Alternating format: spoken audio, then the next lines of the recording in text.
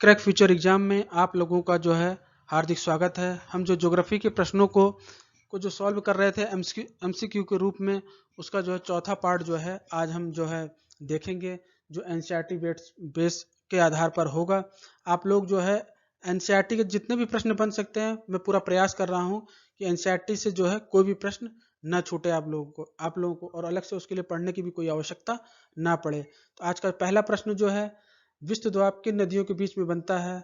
व्यास और रावी के बीच में, रावी और सतलज के बीच में, व्यास और सतलज के बीच में, चेनाब और रावी के बीच में। मैं आप लोगों को बता दूं, जो ये पंचनद नदियां हैं जो पंजाब से होकर गुजरती हैं, ये अपना एक अलग अलग दोआब बनाती हैं। अगर हम पांचों दोआब को इकट्ठे कर दें तो पेपर में आ जाए तो थोड़ा सा कंफ्यूजन पैदा होगा। तो इस प्रकार के प्रश्नों को सॉल्व करने के लिए हम लोग देखते हैं कि जो विस्त दोआब है, विस्त बाद से क्या आ रहा है, व्यास आ रहा है, और उसके जस्ट बाद में जो है सा आ रहा है। इसका जो सही आंसर होगा व्यास और सतलज। इस प्रकार के प्रश्नों को जो है एक ट्रिक के माध्यम से जो है रटने की कोशिश ना करें, और जो है इसको जो है एक दिमागी रूप से याद करें, ताकि जो है पेपर में जो है कंफ्यूजन पैदा ना हो।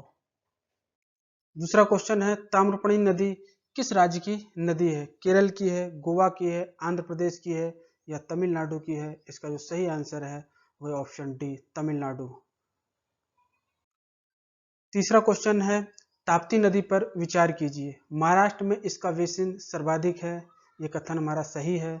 यह सतपुड़ा एवं अजंता पर्वतों के बीच भ्रंश घाटी में बहती है, दूसरा कथन भी हमारा सही है। तीसरा कथन है, पूर्णा इसकी सहायक नदी है, यह भी कथन जो है सही है कि पूर्णा जो है ताप्ती की सहायक नदी है। इसका सही आंसर होगा वो ऑप्शन होगा डी, 1, 2, 3 तीनों कथन यहाँ पर सही हैं। माही नदी की सहायक नदी कौन सी है? सोम है, जाखम है, सिंध है, या ऑप्शन डी, ए व बी दोनों। तो माही की जो सहायक नदी है वो सोम और जाखम है। इसका सही आंसर है ऑप्शन डी। पांचवा क्वेश्चन है, निम्न में लूनी की सहायक नदी कौन सी है? सरस्वती है, जवई है, सोम है, या ए और बी दोनों है?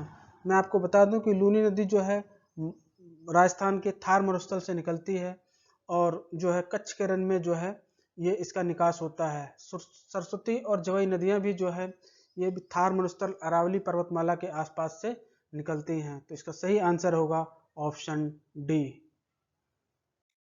छठा क्वेश्चन है, वैतरणा नदी कहाँ से निकलती है?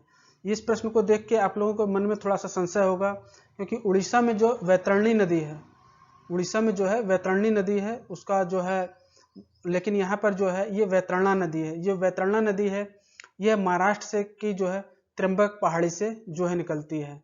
यहाँ पे एक चीज और होगा कि त्र्यंबकेश्वर है, वहां से जो गोदावरी नदी निकलती है, लेकिन ये जो वैतरणा नदी है ये महाराष्ट्र की त्र्यंबक पहाड़ियों से निकलते हुए अरब सागर में इसका निकास होता है। इसका जो सही आंसर है वह ऑप्शन ए, त्र्यंबक पहाड़ी। बेम्बनाद झील में कौन सी नदी गिरती है? पांबा नदी, पेरियार नदी, पेन्नार नदी, या वेन्नार नदी? बेम्बनाद झील जो है केरल में है। यहाँ पर इसकी एक छोटी सी नदी है पांबा नदी, वो जो है इस बेम्बनाद झील में गिरती है। इसका जो सही आंसर है वह ऑप्शन ए। क्रिसमस के अवसर पर पेरू में कौन सी ऋतु होती है? देखिए, क्रिसमस के अवसर पर पेरू में कौन सी ऋतु होती है? हमारे भारत में जो है दिसंबर के महीने में जो है शीत ऋतु होती है। तो पेरू जो है वो दक्षिणी गोलार्ध में है। तो वहां पर जो है उस समय जब हमारे यहाँ शीत ऋतु होगी तो दक्षिणी गोलार्ध में जो है गर्म ऋतु होगी। तो इसका जो सही आंसर है वो शीत ऋतु, वर्षा ऋतु, गर्मी की ऋतु, या इनमें से कोई नहीं। तो इसका जो सही आंसर होगा वो ऑप्शन सी होगा। एल नीनो क्या है? महासागरीय घटना है, वायुमंडलीय घटना है, या खाली महासागरीय घटना है, या वायुमंडलीय और महासागरीय दोनों घटना है? इसका जो सही आंसर है वह ऑप्शन सी, महासागरीय और वायुमंडलीय दोनों ही घटनाएं इसमें सम्मिलित हैं। आज का 10वां क्वेश्चन जो है, निम्न में से कौन एक सही सुमेलित है? गोरखपुर जो है राप्ती नदी के तट पर है, ये सही है।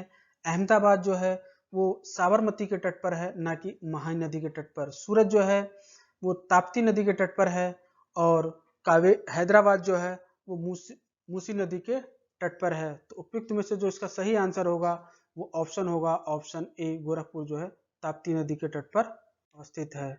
उज्जैन किस नदी के तट पर अवस्थित है? नर्मदा नदी, गोदावरी नदी, क्षिप्रा नदी या महानदी? तो उज्जैन जो है वो क्षिप्रा नदी के तट पर है, और क्षिप्रा नदी जो है चंबल की एक सहायक नदी है। ऑप्शन सी इसका सही है। आज का 12वां क्वेश्चन है, निम्न में अध्यारोपित नदी बताइए। नर्मदा नदी, कावेरी नदी, चंबल नदी या गोदावरी नदी? मैं यहाँ पे थोड़ा सा अध्यारोपित के संदर्भ में आपको बता दूं कि जो इस प्रकार का जो है पूर्वरोपित, इसे पूर्वरोपित भी कहा जाता है। अध्यारोपित मतलब कि ऐसी चट्टानें जहां पर इसका जो सही आंसर है वो ऑप्शन सी है, चंबल नदी। क्योंकि चंबल नदी जो है जब प्रभावित होती है, बहती है, तो वो क्या करती है, पहले ऊपरी चट्टानों को काटती है, फिर ऊपरी चट्टानों को काटने के बाद जो है वो उसके नीचे की चट्टानों को काटती जाती है और काटती जाती है। इस प्रकार जो है एक ये घाटी का रूप ले लेती है। इसी को इसलिए जो इसे एक अध्यारोपित नदी कहा जाता है। इसको जो है पूर्वारोपित नदी भी कहा जाता है। तो इसका सही आंसर जो होगा वो ऑप्शन सी। 13वां क्वेश्चन है, मीठी नदी किस राज्य में बहती है? महाराष्ट्र में बहती है, गोवा में बहती है, कर्नाटक में बहती है या केरल में बहती है? इसका जो सही आंसर होगा वो है ऑप्शन ए, महाराष्ट्र में बहती है। त्रिवेणी नहर में किस नदी से पानी आता है? सोन नदी से आता है, दामोदर नदी से आता है, गंडक नदी से आता है या गोदावरी नदी से आता है? तो त्रिवेणी नदी जो है इसमें जो पानी गंडक नदी से आता है, और यह नहर जो है बिहार में जो है जल की समस्या को जो है दूर करने के लिए बनाई गई थी, ताकि वहाँ के किसानों को जो है इस नहर के माध्यम से पानी मिल सके और वो जो है खेती अपनी कर सकें। तो इसका जो सही आंसर होगा वो ऑप्शन सी, गंडक नदी होगा। 15वां क्वेश्चन है, चंबल नदी की सहायक नदी कौन सी है? बनास नदी है, केन नदी है, सोन नदी है या दामोदर नदी है? इसका जो सही आंसर है वो ऑप्शन ए, बनास नदी। 16वां क्वेश्चन है, हिमाचल प्रदेश से होकर बहने वाली नदी कौन सी है? सिंधु है, झेलम है, चिनाव है या ए, सिंधु और झेलम दोनों हैं? तो इसका जो सही आंसर है वह ऑप्शन सी, चिनाव नदी जो है वो हिमाचल प्रदेश से होकर के बहती है। मैं इन नदियों के बारे में थोड़ा सा बता दूं कि आप लोग जब भी ज्योग्राफी का पार्ट पढ़िए एक क्रम से पढ़िए। क्रम से पढ़ने में क्या होगा, कभी भी जो है मिलाने के लिए क्वेश्चन आएगा, नॉर्थ से साउथ जाने के लिए कहा जाएगा या साउथ से नॉर्थ जाने के लिए कहा जाएगा, तो आपके प्रश्नों में कोई गलती नहीं होगी। जैसे हम ऊपर के इसको नदियों को देखते हैं कि सिंधु है, फिर झेलम है, फिर चिनाव है, फिर रावी है, फिर ब्यास है और सतलज है। अगर हमें नदियों इस तरीके से अगर आप लोग याद करेंगे ज्योग्राफी को, तो जो प्रश्न नॉर्थ से साउथ वाले आएंगे वो आप लोगों के गलत कभी भी नहीं होंगे। तो कोशिश कीजिए कि आप लोग इस प्रकार से जो है प्रश्नों को याद कीजिए। आज का 17वां क्वेश्चन है, निम्न में कौन सी पचनद नदी में शामिल नहीं है? सिंधु नदी, झेलम नदी, चिनाव नदी या रावी नदी? इसका जो सही आंसर है वह ऑप्शन ए, सिंधु नदी।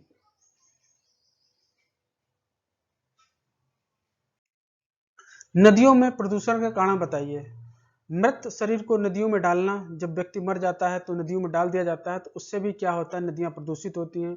जो औद्योगिक कूड़ा करकट नदियों में डालने से उससे भी नदियां प्रदूषित होती हैं, और जब हम कपड़े को धोते हैं तो उससे भी नदियां क्या हैं, प्रदूषित होती हैं। तो इसका जो सही आंसर है वह ऑप्शन डी। जल प्रवाह को किससे मापा जाता है?